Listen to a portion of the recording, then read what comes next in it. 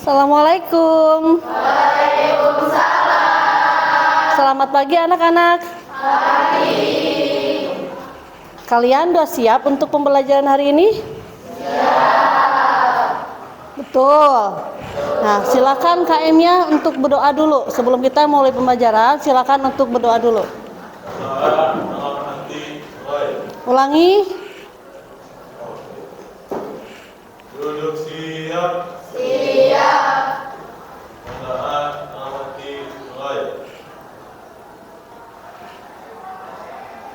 Saat selesai. Baik salat.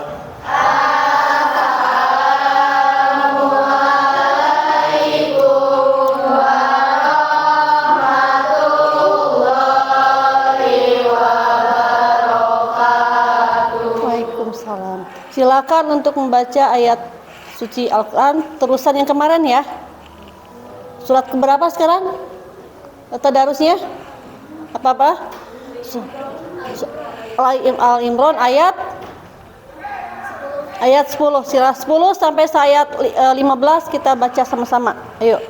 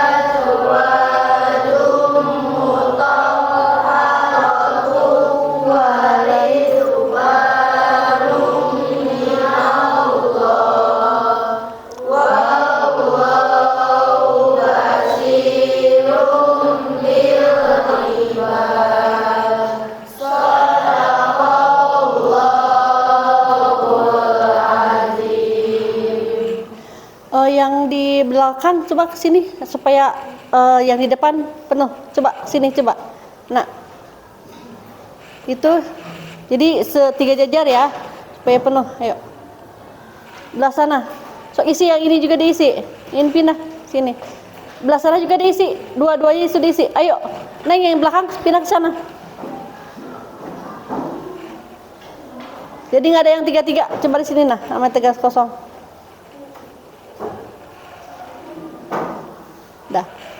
Dah. Nah, untuk pembelajaran, perhatikan.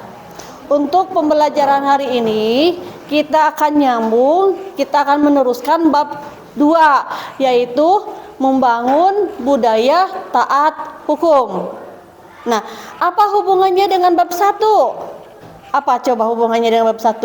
Budaya taat hukum dengan Pancasila apa hubungannya? Kemarin apa? Hubungannya apa? Bahwa sila-sila Pancasila itu, bahwa sikap perilaku kita ini harus sesuai dengan sila-sila. Sila pertama, kedua, yang ketiga, yang keempat,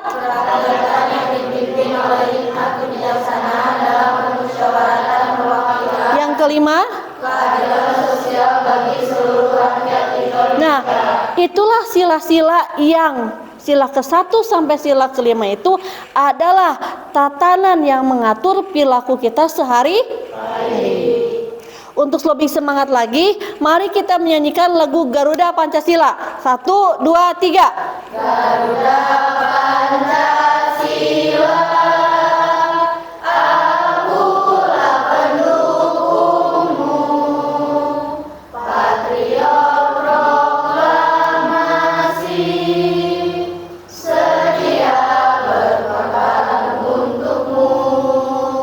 Pancasila dasar negara, rakyat adil makmur sentosa, pribadi bangsaku. Ayo maju, maju, ayo maju, maju, ayo maju, maju. Nah, itulah Pancasila itu adalah sebagai dasar negara yang mengatur segala tatanan kehidupan berbangsa dan bernegara. Ibu mau tanya dulu, siapa sih yang bikin undang-undang itu, yang membuat norma itu, yang membuat aturan? Lembaga mana yang membuat aturan, yang membuat norma, yang membuat undang-undang? Siapa? Angkat tangan. Siapa? Apa? Lembaga mana ya? Betul. Lembaga legislatif yang membuat undang-undang itu adalah lembaga legislatif. Paham sampai sana? Nah, ini materinya Ibu sampaikan.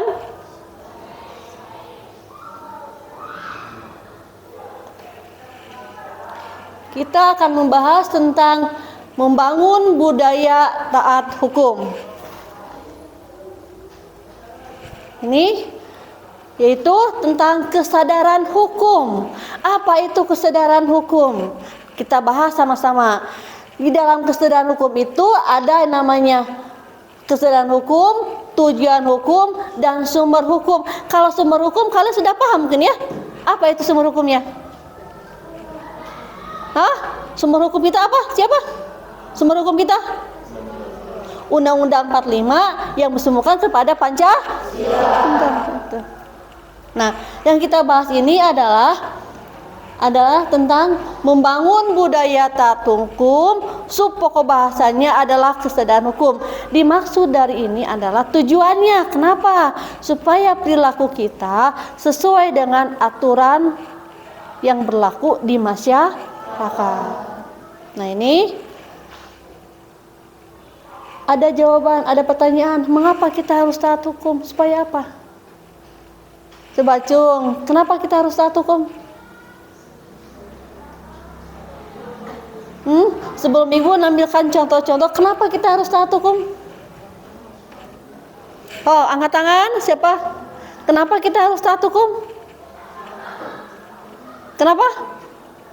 Kalau kita datang ke sekolah tepat waktu, enak enggak? Nah, berkendaraannya memakai helm, motornya ada spion, ada STNK, ada SIM, jalanan akan tenang tidak? Tenang. Tidak ada saling ngebut, kita berjalan sesuai dengan aturan, kita menyeberang jalan juga sesuai aturan, kita melewati jembatan penyeberangan, tidak sembarangan menyeberang jalan. Jadi aturan itu diberlakukan untuk siapa? Untuk kita semua. Paham sampai sana? Nah, ini. Nah, apabila kalian berperilaku taat hukum, apakah dampak pada kondisi masyarakat dan bangsa kita? Dampaknya apa kalau kita taat hukum? Tertib, apalagi? Dampak dari kita mentaati hukum apa? Tertib. Mau ada perampok mungkin ya?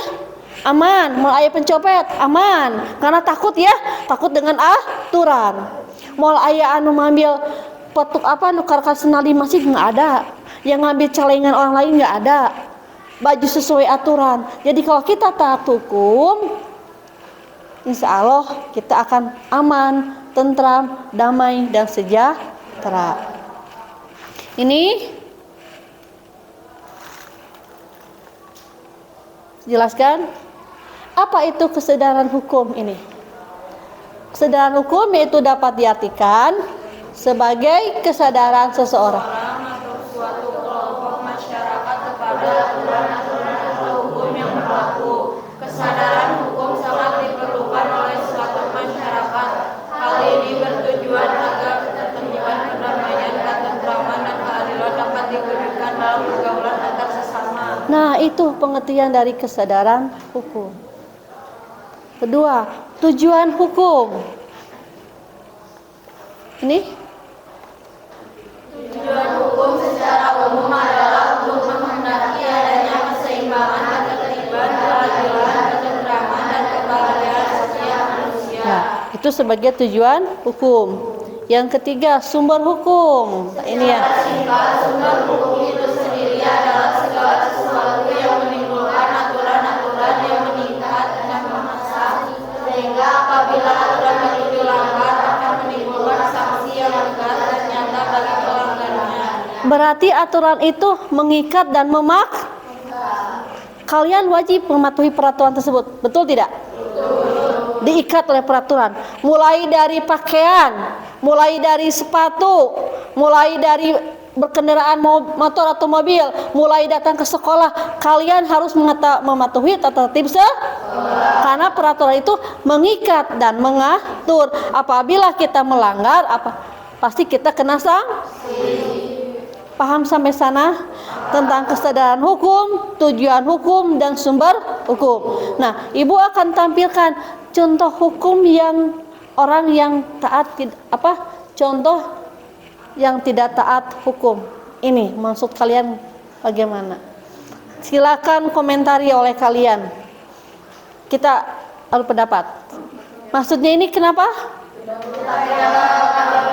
Kenapa? Kenapa? Tidak pakai helm kumaha? Tidak mematuhi peraturan. Dengan apa? Coba. Perhatikan satu-satu. Pertama apa? Dia Umur belum mempunyai SIM. Apalagi? Berada di jalur yang salah. Berada di jalur yang salah. Bergandengan ya. Kedua, tidak pakai helm. Apalagi? Enggak.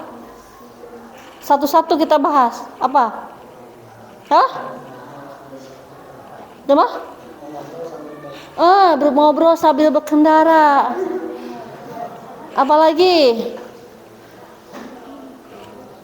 Ini anak sekolah, anak apa? SMP atau SMA? SMP. Udah waktunya pakai motor tidak? Belum. Kenapa belum? Belum mencukupi umur. SIM juga belum punya mungkin ya? Paham? Sampai sana. Yang kedua. Nah, ini yang sering kalian lakukan. Nostalgia kita ya. Nah, silakan. Gimana menurut kalian? Pendapat kalian? Ayo. Hah? Pendapatnya dicontoh. Melanggar aturan sekolah, pingin apa ya dia? Bolos. Yang gawat-gawat gerak keluar di sekolah teh yang main cenah. Yuk kita kabur cenah gitu kan? Betul tidak? Nah, ini contoh. Siapa yang berlaku ini anak mana? Gitu kan? Nggak tahu. Tapi inilah contoh yang tidak taat hukum terhadap tata tertib sekolah. Kalian jangan mencontoh ini ya. Jangan. Kalau takutnya gini. Kan nanti bolos sekolah, nanti kalau jatuh celaka, siapa yang susah? Orang tua. Sekolah yang kena, kalian juga yang rugi. Paham ya? Ini contoh yang ketiga.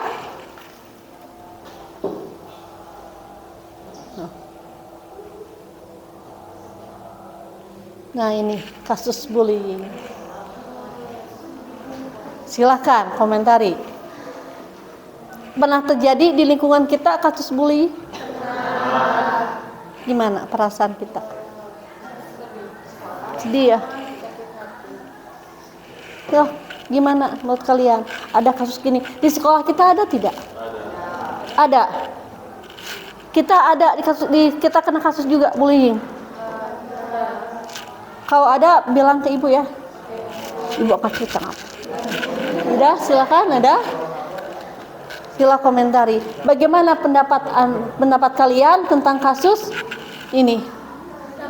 Ya? Kesehatan mental, kepribadian juga dia akan menjadi takut, bertemu dengan teman juga takut bersosialisasi, merasa minder mungkin ya. Itu ada lagi pendapat lain? Akan berdampak Trauma juga, trauma psikis baik mental maupun spiritual. Ini dampaknya. Ternyata kasus bullying ini dampaknya sangat luar biasa terhadap si kena bullying tersebut. Kalian tolong, yang laki-laki, yang perempuan, jaga diri kalian, jaga martabat kalian, jaga kehormatan kalian. Ada lagi yang mau disampaikan dengan pendapat ini? Ada? Ada? Ya Neng? Gimana? Ada lagi? Ya, ada. Yang ini contoh yang taat hukum. Datang ke sekolah tepat waktu. Jam berapa kita masuk sekolah? Salah. Jam 6.50. Jam 6.50 itu bel. Berarti anak-anak sudah siap standby di kelas. Jam 7 itu adalah baca Al-Quran, berdoa, baca Al-Quran, baca Al-Sunnah, baru kita belajar. Di jam 7 lebih 10 menit udah masuk ke pembelajaran pertama. Kadang-kala jam berapa? Jam 7.15, jam 7.30 masih ada yang. Ya, betul kan? Itu. Kalian ini contoh tepat waktu. Jam 6.50 kalau di rumah jam berapa datangnya? Kalau jauh jam 6, jam 6 seperempat, jam 6.20, tergantung jarak rumah. Kita harus memperhitungkan jarak rumah ke sekolah. Kalau yang pakai kendaraan sering macet, berarti lebih cepat, lebih pagi lagi datang ke sekolah. Ya, kalau jalan kaki mah santai aja, asal jangan jauh jalan kakinya. Kalau jalan dari Cicalengka datang ke Ulgina, gempor teman. Iya kan? Betul kan? Jam berapa jalan kaki dari Cicalengka ke Rancaikek? Subuh jam 4 mungkin ya. Datang ke sekolah bukannya belajar, tidur. Iya betul kan? Betul. Nah, jadi situasi dan kondisi juga menentukan kapan kita waktunya berjalan, kapan kita waktunya pakai kendaraan bermotor. Yang kedua, ini nyebrang di zona zebra cross sesuai aturan. Kadang-kala kita kalau turun ya kiri gitu kan? Iya betul tuh. Di mana awas teman yang penting mah enak naik mobil deket kita, udah naik mobil dimanapun kita mau naik mobil, hayu gitu. Padahal itu salah tuh. Padahal ada rambu-rambu. Jangan berhenti, jangan menyeberang jalan. Ada rambu-rambunya ya didobrak, gitu kan. Nah sesuai aturannya menyeberang jalan itu harus menggunakan jalan zebra cross. Mendahulukan orang tua mendampingi anak kecil, itu yang sesuai. Ini mah ada jembatan penyeberangan. Hamil cepet Bu, lompat we cenah gitu. Wah, jembatan penyeberangan itu diadakan untuk apa? Untuk menyeberang jalan. Itulah yang salah, yang selalu menyalahi aturan.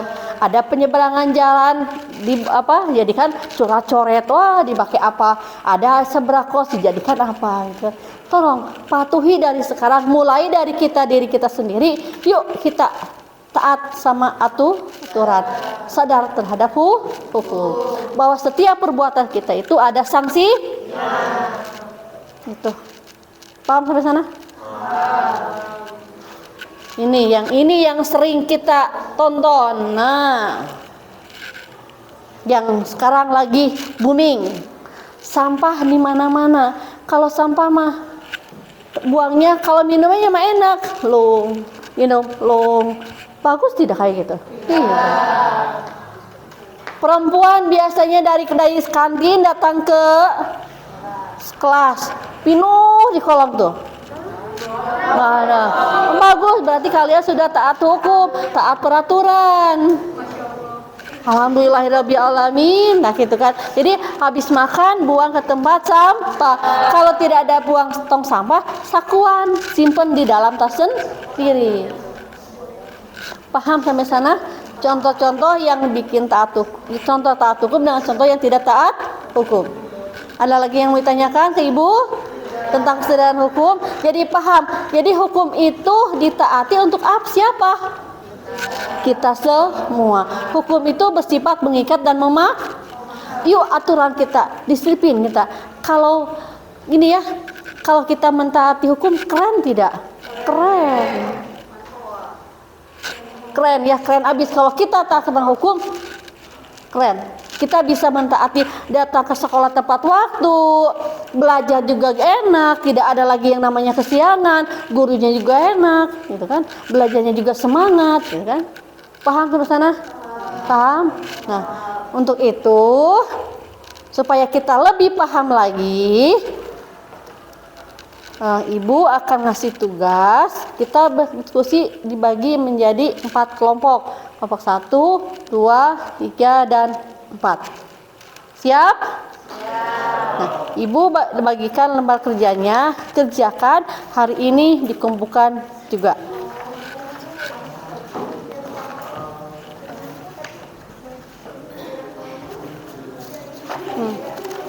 Nih, Ibu bagikan. Silakan kalian untuk gabung dengan kelompoknya masing-masing. Enggak, ditulis namanya.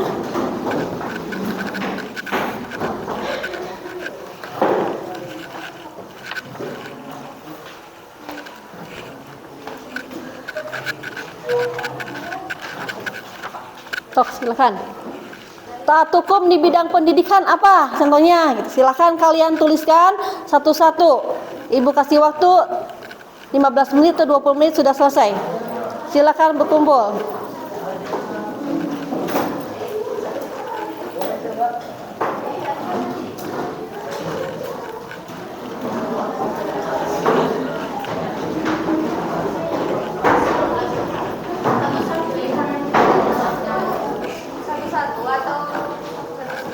Ya, satu kelompok satu.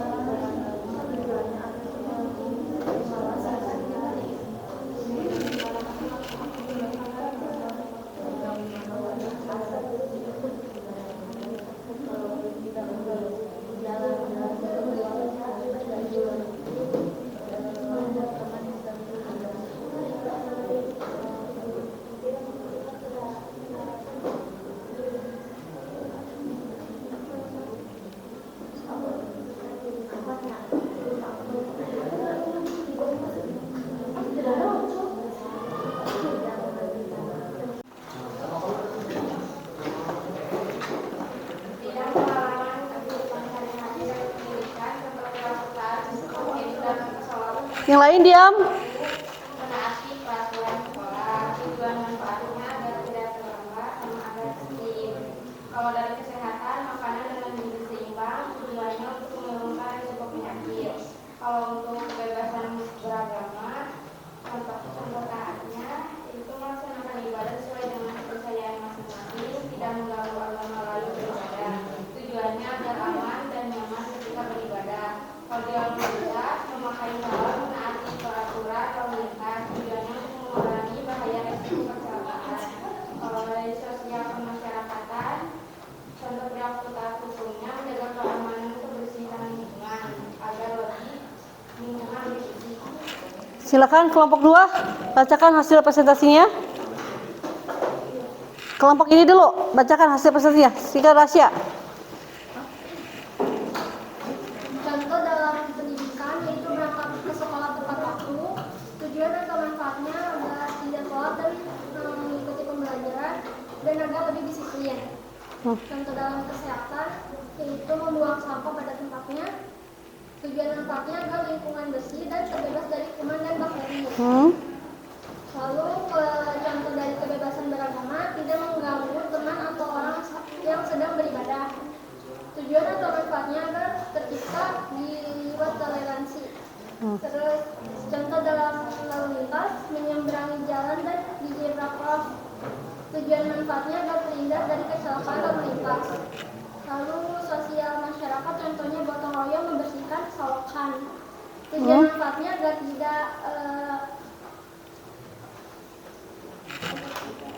tidak banjir dan menciptakan akan rasa kebersamaan. Kelompok ini silakan untuk bacakan hasil diskusi temannya. Yuk. Contoh perilaku taat hukum, datang tepat waktu, tujuan atau manfaat agar disiplin waktu. Kesehatan, tidak makan atau minum sembarangan, manfaat untuk menjaga kesehatan. Contoh perilaku kebebasan beragama, menghargai teman yang sedang beribadah meski berbeda keyakinan. Tujuan agar memperkuat toleransi. Contoh perilaku lalu lintas, tidak menyeberang sembarangan, tidak memimpikan kendaraan sembarangan. Tujuan agar tidak mengganggu pengendara lain dan agar lalu lintas lebih tertib. Contoh perilaku sosial kemasyarakatan, bermusyawarah untuk menyelesaikan masalah atau tujuan agar tidak terjadi kericuhan atau keributan. Silakan yang ini, silakan bacakan.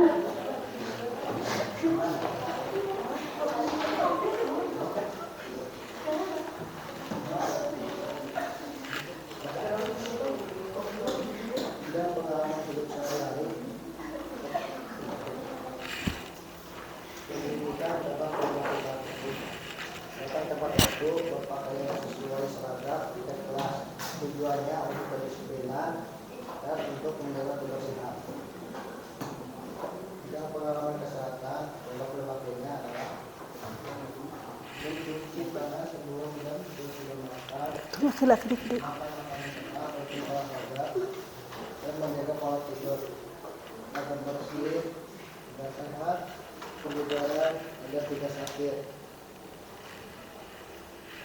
Bidang pengalaman kebebasan beragama, toleransi, saling menghargai walau berbeda agama, lalu lintas mematuhi rambu-rambu untuk mentaati peraturan sosial kemasyarakatan, gotong royong agar lingkungan tetap bersih.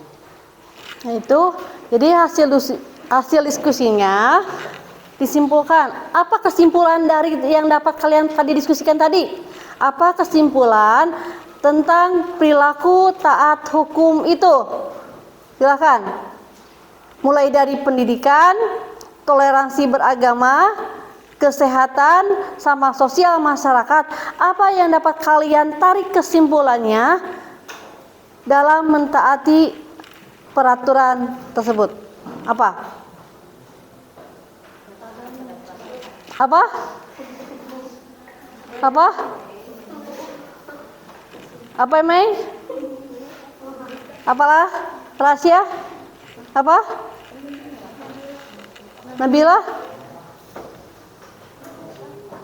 Supaya apa?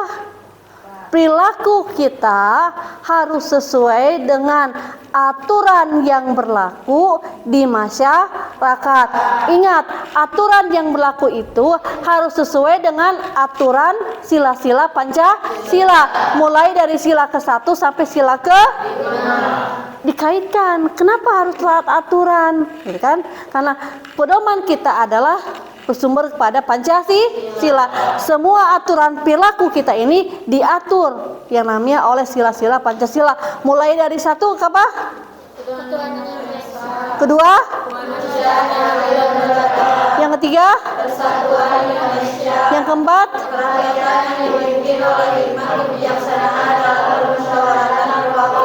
Yang kelima? Nah, apabila semuanya itu tertanam di dalam diri masyarakat, khususnya kita Indonesia akan menjadi aman. Tidak ada yang namanya kasus pencurian, tidak ada namanya kasus tabrak lari, tidak ada namanya kasus pembunuhan, tidak ada namanya kasus korupsi. Semuanya sesuai dengan aturan yang berlaku di masyarakat. Kalian cinta tanah air? Silakan nyanyikan lagu Tanah Air Beta. Cinta tanah air.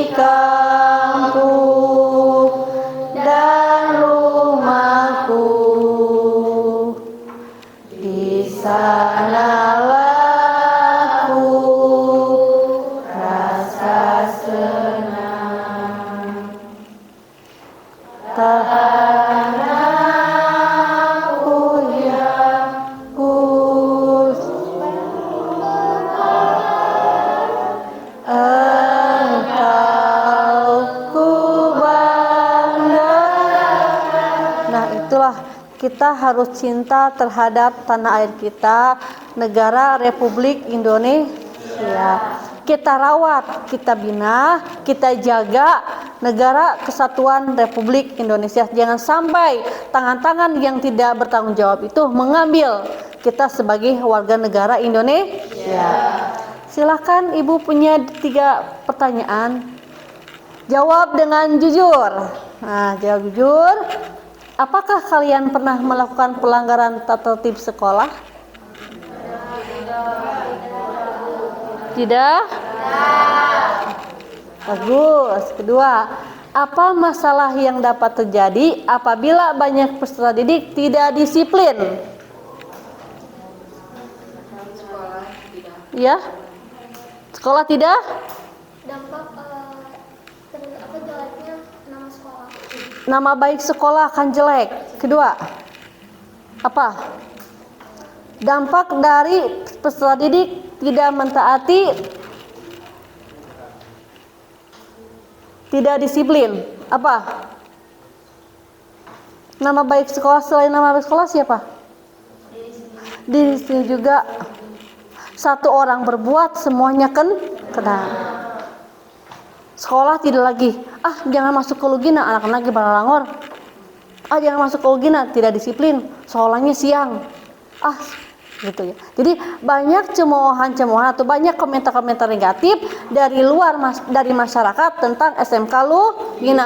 Maka jaga nama baik alma mater kalian, tempat kalian mengenyam pendidikan di SMK Lugina Ranca. Yang ketiga, bagaimana cara membiasakan agar disiplin itu membudaya. Sanksi, apalagi membiasakan diri, membiasakan akar disiplin itu membudaya. Mulai dari siapa dulu? Dari kita dulu, jangan ke orang lain. Ya, disiplin itu dibiasakan mulai dari siapa? Paham sampai sana? Yuk, disiplin itu indah. Taatilah segala peraturan. Karena apa? Kenapa?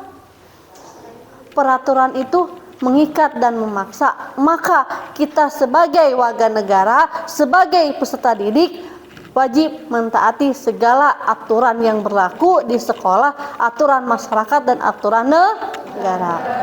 Ada yang mau tanyakan tentang pelajaran hari ini?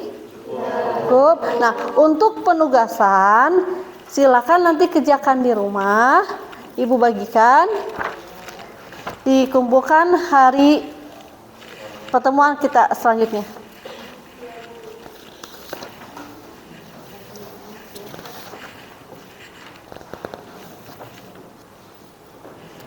Penugasan ini akan nyambung nanti di subbahasan yang kedua tentang contoh-contoh peraturan yang berlaku di negara kita.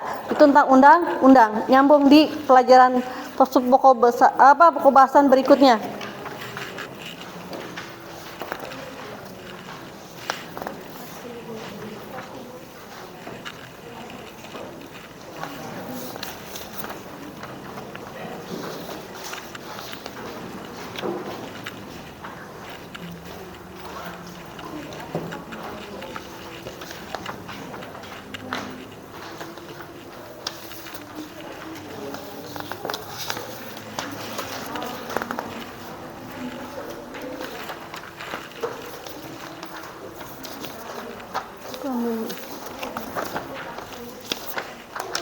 Nggak cukup nih nanti ya, kopi nggak cukup. Ini tugas yang tadi mana ibu kumpulkan ke ibu?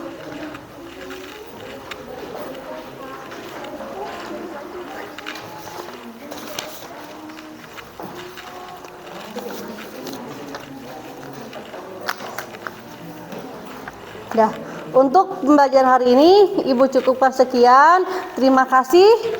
Sampai jumpa di pokok bahasan yang kedua, yaitu tentang perilaku contoh-contoh yang melanggar aturan dan perilaku undang-undang yang mengatur perilaku tersebut. Sampai jumpa di pertemuan berikutnya. Wassalamualaikum warahmatullahi wabarakatuh. Waalaikumsalam.